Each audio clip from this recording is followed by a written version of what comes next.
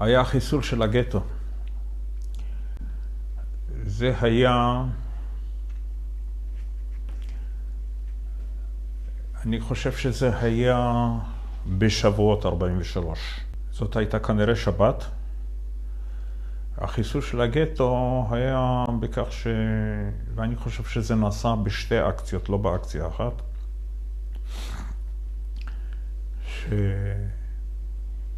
אני לא יודע אם שמת לב, בתוך כדי הסיפור שלי, שככל שהזמן עבר, הגרמנים פחות ופחות הסתירו את מה שהם עושים עם היהודים.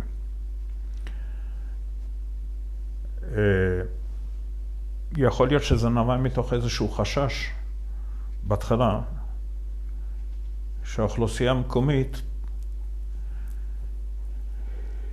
תתקומם נגד מעשים כאלה, אבל ככל שעבר הזמן ראו מה שאמרתי כל הזמן, שמחה לעד.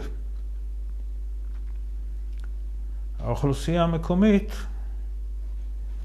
הייתה עם הלב לפחות, עם הגרמנים, אבל כנראה שלא רק עם הלב.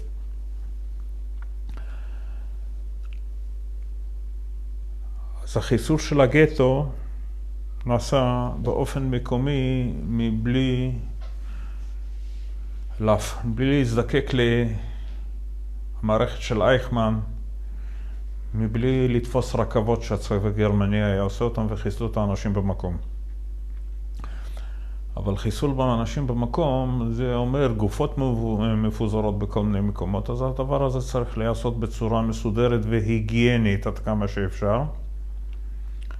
אז זה נעשה על ידי כך שריכזו את היהודים, וזה נעשה, אני חושב, בשתי אקציות, בהפרש של איזה שבועיים בין אחת לשנייה, בכך שריכזו את האנשים בבית סוהר המקומי, והוציאו אותם קבוצות של כמה עשרות או כמה מאות אנשים לבית הקברות היהודי, ששם חפרו תעלה, על התעלה שמו קרש, אמרו לאנשים להתפשט, אמרו להם לעלות אחד על הקרש, ובאחד ירו בהם. אתה ראית את זה מרחוק? עכשיו, אני מספר את זה מתוך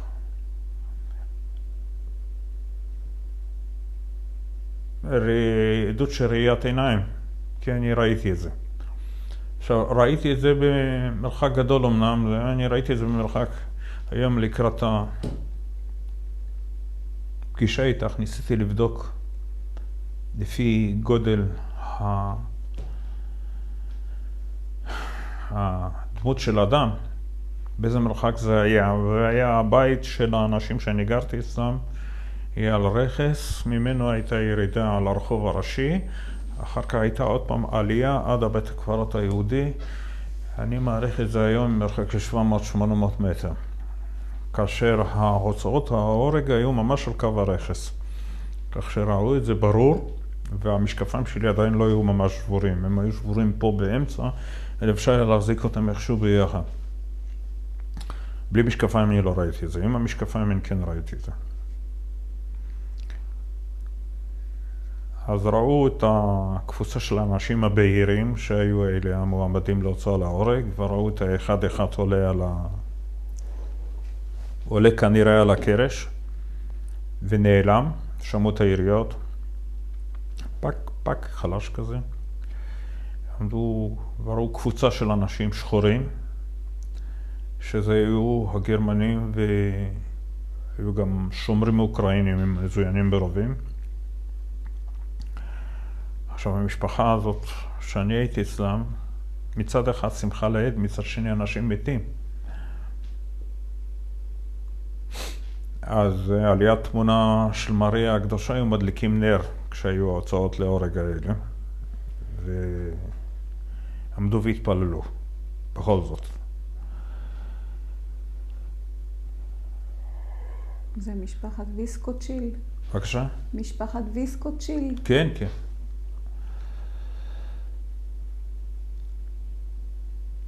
באקציה האחרונה, שההוצאות ההורג האחרונות או לפני האחרונות שהיו, יהודי אחד תפס יוזמה, וכמו שהוא ערום, התחיל לברוח במורד של הגבעה הזאת. אז ראו אותו, ירו אחריו עד שהוא נעלם. אחר כך אלה שיערו התפארו בפני הבת של זושה, זאת הבת של האישה שדיברתי עליה, סיפרה את זה בהתפארות מהגבורה שלהם.